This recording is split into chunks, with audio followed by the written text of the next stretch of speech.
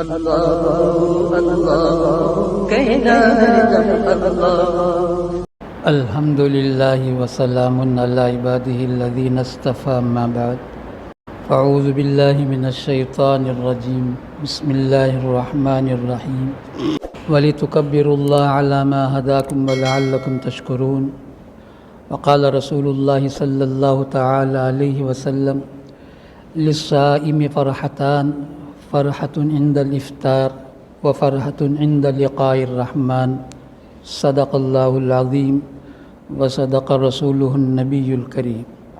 عزیز دوستوں اور بھائیوں، اللہ تبارک و تعالیٰ کا بہت بڑا فضل، بہت بڑا کرم کہ اپنے فضل سے ماہ مبارک عطا فرمایا، اور اس ماہ مبارک میں اللہ تبارک و تعالیٰ نے اپنے فضل سے توفیق عطا فرمایا روزہ رکھنے کی، تلاوت کرنے کی، نماز پڑھنے کی، تلاوت تراویح پڑھنے کی وغیرہ وغیرہ جو نیکیاں ہیں، یہ سب کے سب اللہ تبارک و تعالیٰ نے اپنے فضل سے ہمیں توفیق عطا فرمایا۔ اب ہم نے جو کچھ نیکیاں کی ہیں، نیک اعمال ہم نے کیا ہے، حکم اللہ کا ہے یہ کام کرو، روزہ رکھو، تلاوت کرو، تراویح پڑھو، یہ سب حدیثیں ہم سن چکے ہیں۔ پیارے رسول صلی اللہ تعالیٰ علیہ وسلم نے فرمایا اس ماہ مبارک میں جو ایمان کے ساتھ ثواب کی امید سے روزہ رکھے گا پورے گناہ معاف، اور جو ایمان کے ساتھ ثواب کی امید سے تراویح پڑھے گا اس کے گناہ معاف۔ یہ سب ہم پڑھیں سنیں۔ روزے کی قرآن پاک کی جو آیتیں اللہ تعالیٰ نے قرآن پاک میں نازل فرمایا، اسی کا یہ آخری حصہ ہے جو ابھی پڑھا۔ آیت لمبی ہے، آدھے صفحے کی آیت ہے۔ وَلِتُكَبِّرُوا اللَّهَ عَلَى مَا هَدَاكُمْ، اللہ تبارک و تعالیٰ کی بڑائی کرو، بڑائی بیان کرو۔ کس بات پر؟ تمہیں جو روزہ کی توفیق دیا، تمہیں جو تلاوت کی توفیق دیا، تمہیں جو ذکر کی توفیق دیا، تمہیں جو نیکیوں کی توفیق دیا، یہ ساری چیزیں تمہیں اللہ نے دیا ہے، جس کی وجہ سے تم نے روزہ رکھا، جس کی وجہ سے تم نے تلاوت کی، جس کی وجہ سے تم نے ذکر کیا، جس کی وجہ سے تم نے خیر خیرات کیا، سارا جتنا نیک کام اس مہینے میں کیے ہو، اللہ تعالیٰ فرماتے ہیں یہ اللہ کی توفیق سے ہے۔ ہداکم، اللہ نے رہنمائی کیا، توفیق دیا تو یہ تمہیں تو نصیب ہوا۔ پارے 16 کے آخر میں ایک آیت ہے، رحمت للعالمین صلی اللہ تعالی علیہ وسلم کو اللہ تبارک و تعالیٰ نے کفار اور مشرکین جو حد سے بڑھ کر ستا رہے تھے، نبی علیہ السلام کا دل بہت دکھ رہا تھا، تو اللہ کے رسول صلی اللہ تعالی علیہ وسلم کو اللہ نے کہا وَاصْبِرْ وَمَا صَبْرُكَ إِلَّا بِاللَّهِ، اے محمد آپ صبر سے کام لیں، دل چھوٹا نہ کر لیں، دل چھوٹا کر کے ان کے لیے بد دعا بھی نہ کریں۔ اور ایک بات یہ ہے، آپ جو صبر کریں گے یہ بھی اللہ کی توفیق سے آپ صبر کریں گے۔ اگر یہ اللہ کی توفیق آپ کو شامل حال نہ ہو تو آپ صبر نہیں کر سکیں گے۔ قرآن میں اللہ تبارک و تعالیٰ صاف صاف اعلان فرمایا۔ تو اب ہمارا جو کچھ عمل ہے اس کی کیا حیثیت ہے؟ کوئی حیثیت نہیں ہے۔ اسی وجہ سے اللہ تبارک و تعالیٰ نے بطور شکرانے کی عید کی 2 رکعت ہم پر لازم کیا ہے۔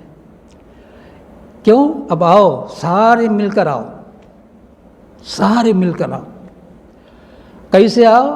اپنے سینے کو کینہ سے خالی کر کے آؤ۔ مہینہ بھر جو عبادت کیے ہو اس کی وجہ سے آپ اپنے سینے کو فلٹر کر کے آؤ۔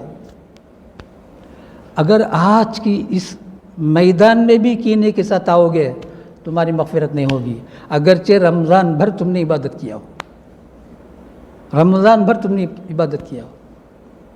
آ جاؤ آج کے دن، اور جب تم چلو گے گھر سے عید کی نماز ادا کرنے کے لیے، عیدگاہ جاؤ یا مسجد جاؤ، تو اللہ کی بڑائی بیان کرو، اللہ اکبر لا الہ الا اللہ واللہ اکبر اللہ اکبر وللہ الحمد اللہ اکبر لا الہ الا اللہ واللہ اکبر اللہ اکبر وللہ الحمد، یہ پڑھتے ہوئے جاؤ۔ عید جاتے ہوئے بھی ہم غفلت کے ساتھ جاتے ہیں، نہیں، اللہ نے سکھایا، دو عمل دیا۔ ایک تو عید کو جب نکلو گے گھر سے عیدگاہ تک تم کو یہ پڑھنا ہے، اللہ اکبر، اللہ کی بڑائی بیان کرو، کیوں؟ اللہ نے توفیق دیا تو میں نے کچھ کیا۔ اب جاؤ، اب تم عیدگاہ جاؤ گے تو پیارے رسول صلی اللہ تعالیٰ علیہ وسلم نے روزے داروں کو دو خوشیاں ملیں گی، کیا؟ فرحۃ عند الافطار، یہ خوشی تو افطار کے وقت حکیم الامت مجدد ملت حضرت مولانا اشرف علی تھانوی رحمۃ اللہ نے فرمایا افطار دو ہے، ایک چھوٹا افطار ہے، ایک بڑا افطار ہے۔ چھوٹا افطار جو روزانہ ہم افطار دسترخوان میں بیٹھ کر کرتے ہیں، ہمارے ہاں زیادہ رواج ہے، شمالی ہندوستان میں کم رواج ہے۔ کیا؟ مسجدوں میں افطار کا نظام ہوتا ہے، اور افطار میں جو شریک ہوتے ہیں ہمارے علاقے میں آدھے سے زائد بے روزے دار ہوتے ہیں، وہ روزے دار بھی ہوتے ہیں، تو صحیح جو روزے دار ہیں وہ اس دسترخوان میں پہنچتے بھی نہیں ہیں۔ اب گھر میں ہو، کہیں بھی ہو، اور جو بچہ روزہ رکھتا ہے، جو بوڑھا روزہ رکھتا ہے، جو بوڑھی روزہ رکھتی ہے، دسترخوان میں ساری چیزیں ہیں، خوشی کسے ہے؟ جو روزہ رکھا ہے اسے خوشی ہے، اور جو روزہ نہیں رکھا ہے اسے خوشی نہیں ہے، چاہے اس کے سامنے پوری دنیا کی نعمتیں لا کر رکھ دے، لیکن یہ پائی خوشی نہیں ہوگی اسے۔ اور دوسری خوشی عید کے دن کی خوشی ہے۔ عید کے دن چاہے کوئی آدمی 50,000 کا جوڑا پہن کر عیدگاہ کو جا رہا ہو اور اس نے رمضان میں ایک روزہ نہیں رکھا ہو، اس کے دل کو وہ اسکین بولتے ہیں، MRI پتا نہیں کیا کیا ہے، ویسے MRI اٹھا کر دیکھو، اس کے دل میں کوئی خوشی نہیں ہوگی، یہ پائی کی خوشی نہیں ہوگی عید کی۔ کیوں؟ عید کی خوشی تو اسے ہوگی جو روزہ رکھے گا، مہینہ بھر روزہ رکھے گا، اسے عید کی خوشی، 5 سب پڑھیں گے۔ اسے میں ایک مثال دے کر سمجھاتا ہوں۔ اللہ نے اپنے فضل سے شمالی ہندوستان میں بھی موقع دیا بیان کا عید کے موقع پر، تو وہاں مثال دوسری دیتا ہوں، یہاں مثال دوسری دیتا ہوں۔ جنوبی ہندوستان میں اسکول میں ایگزام ہوتا ہے، 10th کا ہے، 12th کا ہے، دوسرا وغیرہ۔ ایگزام ہال میں بیٹھتے ہیں، ایک کلاس میں سمجھو 50، محنت کر کے جو ایگزام ہال پہنچتا ہے 5، 40-45 بچے ٹائم پاس آئے، ایگزام بیٹھ گئے۔ ایگزام ہونے کے بعد رزلٹ کی فکر کسے ہوگی؟ جو محنت کر کے ایگزام ہال کو آیا ہوگا، اسے رزلٹ کی فکر ہوگی، حالانکہ اسے یقین ہے میں کامیاب ہوں، اسے یقین ہے میں کامیاب ہوں، میرا پورا پرچہ صحیح گیا ہے۔ اور جو بقیہ ہے، اب اس سے پوچھو یار کب رزلٹ ہے، چھوڑ بھائی کیا ہم نے کیا گیا، ایگزام دیا ہے، وہ صحیح بولتا ہوں جھوٹ بولتا ہوں، طاق رات ہے اللہ کے گھر میں بیٹھا ہوں، آپ لوگ گواہ ہیں، یہ جو بول رہا ہوں صحیح بولتا ہوں جھوٹ بولتا ہوں۔ تو یہ مثال وہاں سمجھنا ہے۔ تو ایگزام ہال میں بیٹھا ہے 50، اس میں 5 اور 10 کو ہی خوشیاں ہیں ایک رزلٹ کی ہے۔ اب جب رزلٹ آ جاتا ہے تو خوشیاں مناتا ہے، اسے مٹھائی کھلاتا ہے، اسے مٹھائی کھلاتا ہے۔ اور جب اس کا رزلٹ، آج کل تو خیر دوسرا نظام چلتا ہے، اگر یہ فیل ہے، کیا بات، چھوڑو بھائی، اس میں کیا وہ کیا ہوتا ہے، یعنی فیل جو ہوا ہے اسے بھی وہ احساس نہیں، کیوں؟ محنت نہیں کیا ہے۔ شمالی ہندوستان میں جو مثال دیتا وہ بھی سنا دیتا ہوں۔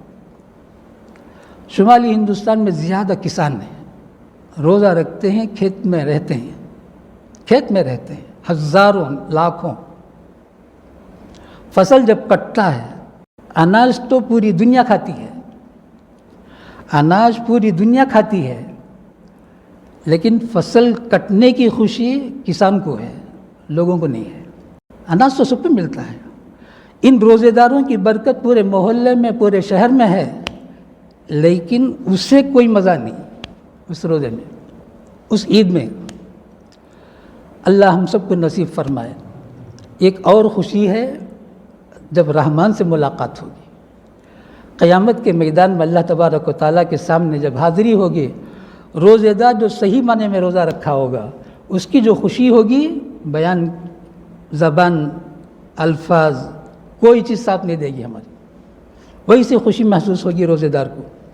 اسی کو فرمایا رسول اللہ صلی اللہ تعالیٰ علیہ وسلم نے، اور یوں بھی فرمایا اللہ کے رسول صلی اللہ تعالیٰ علیہ وسلم نے دیکھو خوشیاں منا رہے ہو تو خوشیاں مناتے ہو تو کچھ خیرات کر کے جاؤ، کچھ خیرات کر کے جاؤ، دلا کے جاؤ۔ دلانا اللہ کو بہت پسند ہے۔ کیا کرو؟ صدقہ فطر دو۔ عام طور سے 70 روپے کا اعلان ہے، شمال میں تو اور کم ہوگا کیونکہ وہاں گیہوں کی قیمت اور کم ہے، تو 70 روپے ہو، یہ تو اصل ہے۔ 80 دو، 90 دو، 100 دو، 500 دو، 1000 دو، کوئی رکاوٹ نہیں ہے۔ بہرحال فطرہ دو۔ اب یہ فطرہ بھی جو روزہ رکھا ہوگا وہ خوشی خوشی دے گا، روزہ جو نہیں رکھا ہے وہ بھی دے سکتا ہے، دیتا ہوگا، لیکن وہ فطرہ دیتے ہوئے اسے کوئی خوشی محسوس نہیں ہوئی۔ کیوں؟ اللہ کی عبادت میں اسی کو لذت حاصل ہوتی ہے جو اللہ کی اطاعت میں لگا ہوا ہوتا ہے۔ اللہ کی اطاعت میں لگے ہوئے بغیر کوئی نیکی کرتا ہے تو اسے کوئی خوشی محسوس نہیں ہوئی، ہائے ہائے کرتے کرتے دنیا سے چلا جائے گا۔ اب وہاں اللہ حفاظت فرما، کیا ہوگا وہ بہتر جانتا ہے۔ تو صدقہ فطر ادا کر دینا۔ صدقہ فطر کا افضل وقت عید کے دن، عید کی نماز سے پہلے۔ اس کا مطلب یہ نہیں کہ اسی وقت دینا ضروری ہے، رمضان کے شروع میں دے سکتے ہیں، رمضان کے بیچ میں دے سکتے ہیں، آج دے سکتے ہیں، جب چاہے دے سکتے ہیں۔ بہرحال صدقہ فطر دینا ہے، گھر میں جتنے افراد ہیں سب کی طرف سے صدقہ فطر دینا ہے۔ اور صدقہ فطر کسے دیں گے؟ عید کے دن آج کل جو 4:30 بجے سحری کا وقت ختم ہو چکا ہے، ہم سنتے ہیں 4:30 سے پہلے اگر بچہ پیدا ہوا ہے، 4:25 کو بھی پیدا ہوا ہے، اس کا بھی صدقہ فطر دیں گے۔ اگر کوئی 4:35 کو پیدا ہوا ہے، صدقہ فطر واجب نہیں ہے، دینا چاہے تو دے، لیکن واجب نہیں ہے۔ اسی طرح 4:25 میں کسی کا انتقال ہو گیا تو اس کے طرف سے صدقہ فطر نہیں ہے۔ 4:35 کو کسی کا انتقال ہوا تو جس کا انتقال ہوا اس کے وارثین کے ذمہ ہے، اس کے طرف سے بھی صدقہ فطر ادا کریں۔ دعا کریں اللہ تبارک و تعالیٰ یہ آخری طاق رات ہے، ہمیں قدر کرنے کی توفیق عطا فرمائے۔ قدر کی رات ہے، یہ نام ہی اس کا قدر کی رات ہے، لیلۃ القدر۔ اگر اس کی بھی ہم ناقدری کریں گے، قرآن میں اللہ تعالیٰ نے 3 جگہ فرمایا ہے وما قدر اللہ حق قدر، لوگوں نے اللہ کی قدردانی نہیں کی۔ اللہ نے 3 مرتبہ شکایت کیا ہے بندوں کی، اللہ کو ضرورت ہی نہیں ہے، لیکن اللہ تعالیٰ اپنے بندوں سے 70 ماہوں سے بڑھ کر محبت ہے۔ اس محبت کا تقاضا اللہ تبارک و تعالیٰ طرح طرح سے بندوں کو سمجھاتا ہے، آ جاؤ میرے پاس، آ جاؤ میرے پاس، آ جاؤ میرے پاس۔ اللہ ہم سب کو اپنے پاس بلا لے، یعنی مطلب یہ ہے کہ اللہ اپنا بنا لے۔ دعا یہ کرے یا اللہ ہمیں اپنا بنا لے اور ہمیں محروم ہونے سے حفاظت فرما۔ سبحان اللہ و بحمدہ، سبحانک اللہم و بحمدک، نشہد ان لا الہ الا